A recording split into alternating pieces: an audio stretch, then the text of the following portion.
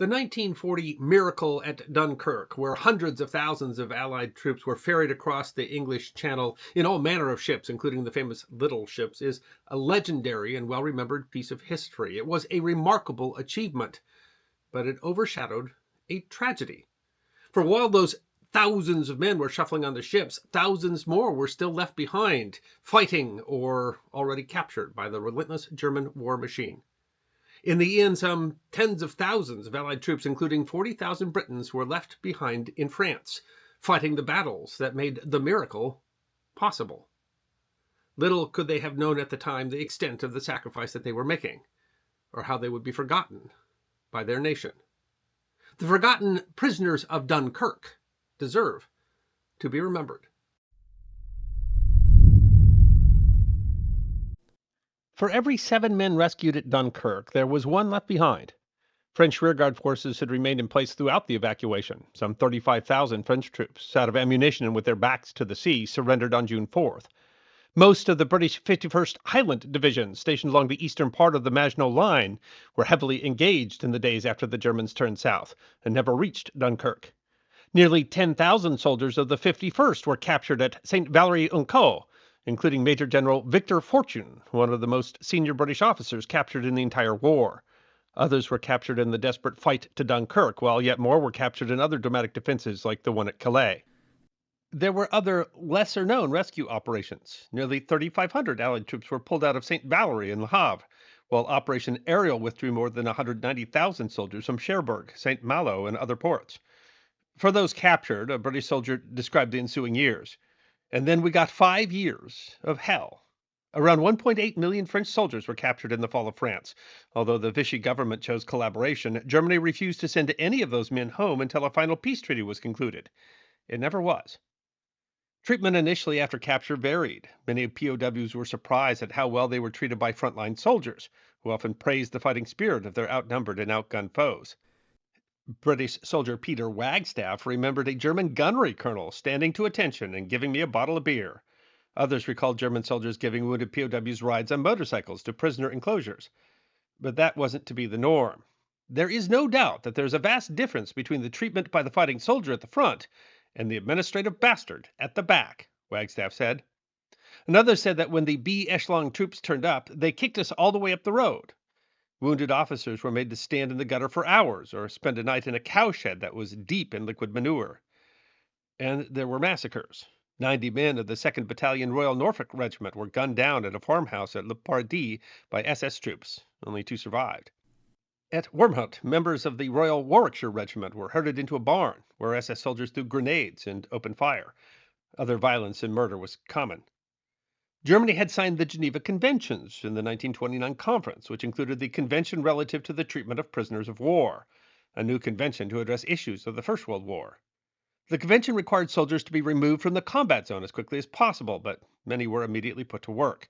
The convention also banned using POWs to assist in ongoing fighting, but members of the Royal Army Service Corps were forced to operate a ferry across a canal to aid the Germans in chasing down retreating forces.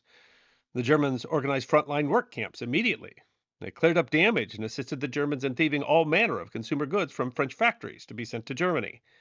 Prisoners were not to work in ways directly related to the war effort, but British prisoners were used to load and unload munitions, moving to the front, and cut down trees to make runways for the Luftwaffe. The Red Cross eventually discovered these men and were shocked by their treatment.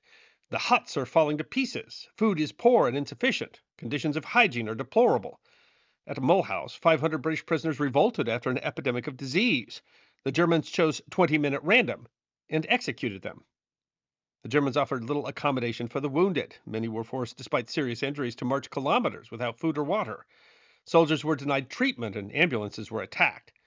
According to the Geneva Conventions, medical staff and seriously wounded POWs were required to be repatriated, but the reality of the war meant that the system simply didn't work. Wounded soldiers being repatriated through Spain were turned away in March of 1942 in retaliation for British bombing of Vichy factories. Negotiations in 1941 between the British and Germans continued to deadlock, and the first disabled prisoners weren't repatriated until 1943, 3 years later, when they were finally traded at Gothenburg, Sweden, for wounded Germans captured in North Africa. Some soldiers remained at large, living under assumed identities or attempting to make their way back to England. In February 1941, London received a report suggesting 1,000 soldiers were hiding around Brussels, and later that year, a report from Spain estimated 5,000 British hiding in the Pas-de-Calais. Some managed to escape through a kind of underground railroad that led to Spain and eventually Gibraltar. Not that reaching Spain meant the risk was over. Numerous soldiers were interred by the Spanish government under pressure from the Germans. One, hiding in Paris, enjoyed giving German soldiers enjoying the sights in Paris deliberately wrong directions.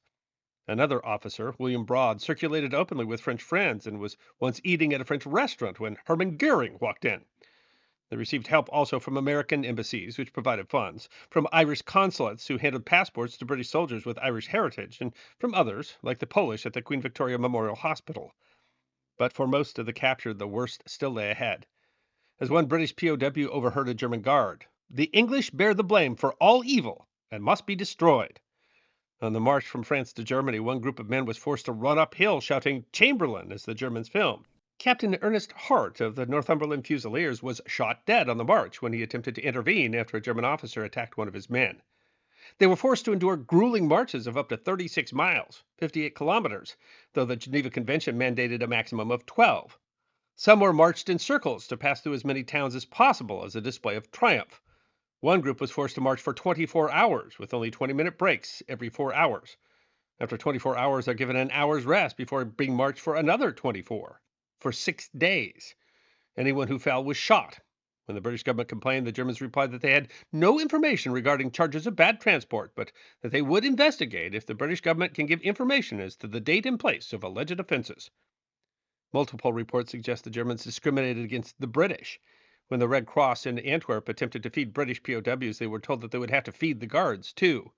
An American attaché reported that British prisoners had their boots taken away and were dressed in old bowlers crammed down, women's hats and articles taken from fancy shops in order to make them look ridiculous.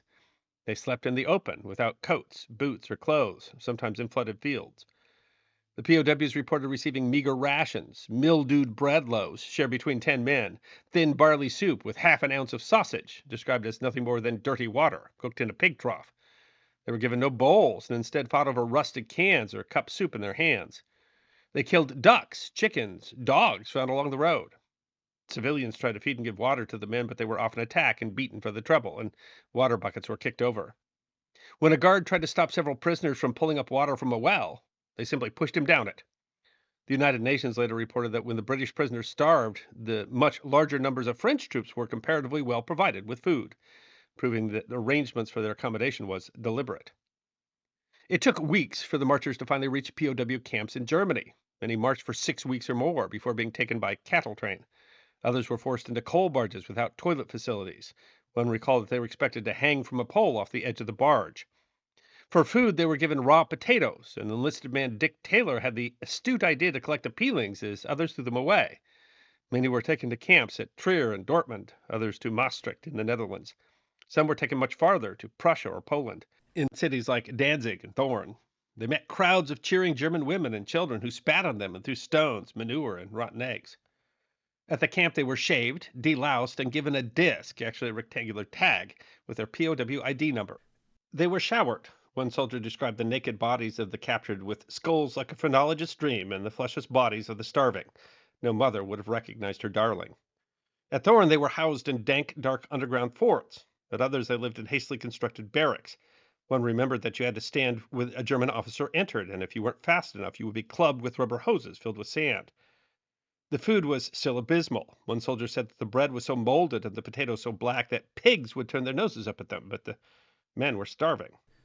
When they dished out potatoes from these boxes, men would fight over what you could scrape from the inside of the box, one POW wrote. Another was using the book he was reading as toilet paper and joked that it was a race between his intellect and his bowels as to which finished the book first. Under the Geneva Convention, POWs could be used for work if they were under the rank of sergeant, but rules were stringent. They could not be given dangerous jobs, were to be given equal rations to civilians, be paid, and housed in clean and heated accommodations. Few of these rules were followed. The men were put to work in the salt, coal, copper, and lignite mines of Upper Silesia. They were made to cut trees, build local buildings, or shovel snow from runways. It was a relief to go to work, one Northumberland Fusilier said.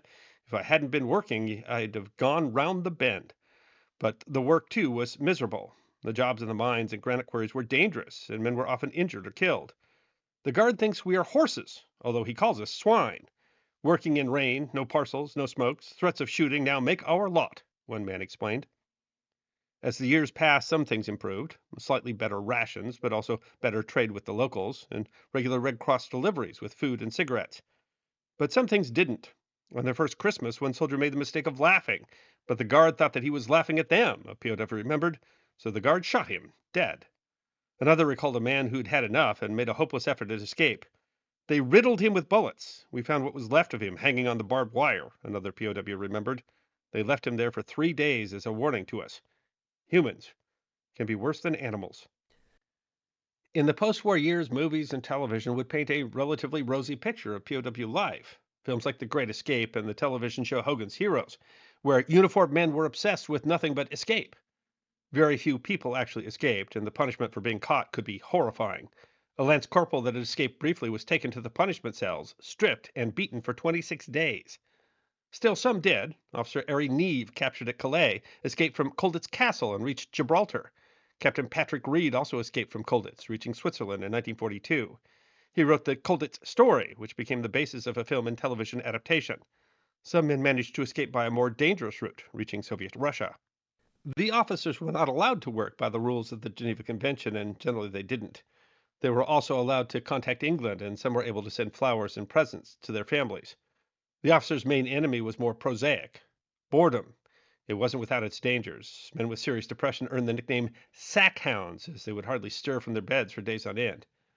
By 1943, the British Army estimated 30% of long-term prisoners would be mentally unfit for service. Were they freed? Some suggested trading healthy prisoners, but the British canned the idea when they realized the Germans would get fighting men, and the British would get men who needed to be immediately discharged. After years of misery, the POWs then began to feel the tide change. Rationing in Germany suddenly made supplies of soap in Red Cross packages almost look like gold. News of the Normandy landings in the summer of 1944 was enough to bring spirits up. One thing they couldn't ignore was the increase in bombing raids. Many of the prisoners were working in war industries that were directly targeted by the campaign. POW Eric Reeves was working at a synthetic fuel manufacturing plant when it was hit in June of 1944. They hit the place while we were working, but we weren't allowed to in air raid shelters. They worried, too, that the bombing would turn the Germans against them even further. Civilians stopped saying hello, and one guard came back to camp spiteful and angry because his family had been killed in a bombing raid. Wouldn't have taken much for them to turn on us, one POW said. As the Allies closed in on Germany, things got worse for the prisoners again. Food rations dried up, and Red Cross packages stopped. They'd always worked hard in the winter, digging up sugar beets from frozen ground without coats or gloves, but the winter of 1945 would be the hardest yet. It was the coldest in Europe in decades, and in the first months of the year, the Germans closed the camps in the east, in Poland and Prussia and Czechoslovakia. As the Soviets pushed forward, the POWs were marched out of their camps in the dead of winter. With them came prisoners from the concentration camps, and even worse shape than them, and desperate German civilians. One POW was told by a guard that the thermometer read negative 35 degrees Celsius. Just like the march east, the men were usually expected to sleep in the open. You just dropped in a field, dug a hole in the snow to keep the wind out, and with a bit of luck, you woke up in the morning. They marched for months and hundreds of miles under some of the worst conditions and in the worst despair they had ever faced. As men dropped out of line, they'd be shot. Maybe it was better they did shoot them, one survivor said. Otherwise, they'd have just frozen to death. The men suffered severely from frostbite. Some of the POWs were overtaken by the Soviet army and were eventually picked up in ports like Odessa by British ships. More men escaped on the march, finding their own way to Allied lines. Slowly but surely, they were liberated by Allied forces. One group of British, freed by the Russians, was told to head west to the American lines, through the no man's land between them. They ran into a tractor pulling trailers full of German troops. "Halt!" one of the men yelled. The German stuck his head out and asked who they were. The POW shouted back that he was the bloody British Army, and the Germans offered to give the men a ride on their way to the American lines. But going home was not a picnic either. Eric Reeves remembered going to a pub his first night back and getting struck dumb with fear when he saw the pub was full of women. Everybody stopped and looked at us. We turned tail and fled back to camp. As another put it, there was no such thing as a joyous homecoming. The government did some to help the returning soldiers. They established civil resettlement units with 4 to 6 week long courses. One former POW said it was the only good idea the Army ever had. In general, the men weren't interested in staying in the Army. They'd done their part. "Thank God for the atom bomb," one said. I think the boys would have revolted rather than go and do it all again. They had lost their youth and felt out of step with the post-war world, one author summarized. They had other problems too. The Army quibbled about pay, deducting, for instance, the valueless money paid to them by the Germans. This makes a man a little bitter, one medic said. They received no medals, as there was no campaign medal ever made for the fight in 1940. One former POW said that he could always pick out a man captured in 1940 by the lack of medals on his chest. The movies and the world seem to want to move on without addressing their experiences. They've forgotten all about us, one complained. There were 8,000 prisoners from my division who were still fighting, while those who get all the credit were getting away. It is unclear how many of the men captured in 1940 died in the POW camps, but of the around 170,000 British POWs in the war, 25% died in the prisoner of war camps. By comparison, the death rate for French prisoners of war was just 3%. It would be years before books were published that would accurately describe the experiences of these traumatized men, and in the public mind, their plight has never been fully realized or understood. Their sacrifice was important. They facilitated the critical morale boost of the Dunkirk evacuation, but they were essentially unrecognized for it. I hope you enjoyed watching this episode of The History Guy, and if you did, please feel free to like and subscribe and share The History Guy with your friends. And if you also believe that history deserves to be remembered, then you can support The History Guy as a member on YouTube, a supporter on our community at Locals, or as a patron on Patreon. You can also check out our great merchandise shop or book a special message from The History Guy on Cameo.